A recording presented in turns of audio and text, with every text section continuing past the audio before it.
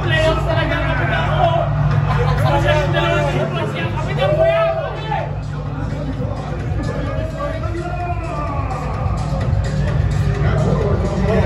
Sabi kasi ni Coach Shane yung shoot mo lahat na ng fourth quarter. Medyo magulang ko sa on this game. Reaction mo lang doon. Alam ko naman, alam ko yung role ko sa team ko ngayon is conference. As a reliever, DD yun, kailangan ko i-maintain kung ano man yung iniwan ni Dio. Tapos at times, pagka nagkaroon ng chance ang makatira, kanina na-libre wise, nung una talagang tinira ko lang, i-shoot. Pangalawa sabi ko, susuko ko. Para ano pa, kasi alam ko naman na malalaray ko 3 to 4 minutes. Babalik na si Dio. Yun lang ang ano ko. Ano ko na yung kumbaga, natatako na sa isip ko na yun lang talaga. Kaya make the most out of it. Yun ang sa akin.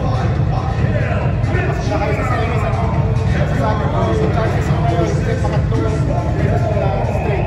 Hindi, ano lang, tulad nung sinabi sa amin ni Coach Shane, kapag hindi kami nakaabot ng semis ngayon, failure tong conference na to. Kasi yun na, kumbaga, tulad nga ng ano sa amin, pag umabot ka ng semis na magiging basihan mo eh. Pagka quarters ka lang, medyo, kumbaga, failure yung conference mo na yun. So, we're down 0-1. Talagang sinabi na ni Coach Shane sa amin na hindi pa tayo, kaya pa natin to. Tumabla lang tayo, magiging dogfight to. So, yun yung ginano namin. And, ang kagandahan lang sa nangyari, kumbaga, tuloy-tuloy kami nasa playoffs.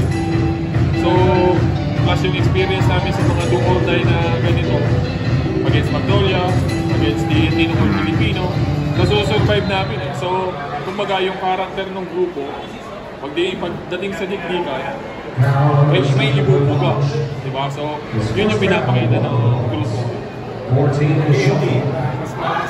I'm excited kasi nga, we will face them again. Tinalo namin sila ng All Filipino. Last conference, tinalo kami sa semis. Now, sabi nga ni Coach Shane, tinalo tayo 4-1 the last time. Sana wag mangyari. So, yun yung motivation sa amin. Eh, talagang gusto namin mag-finals. It's been so long.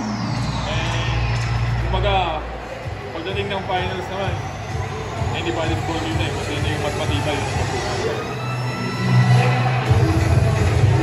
Oh, thank you.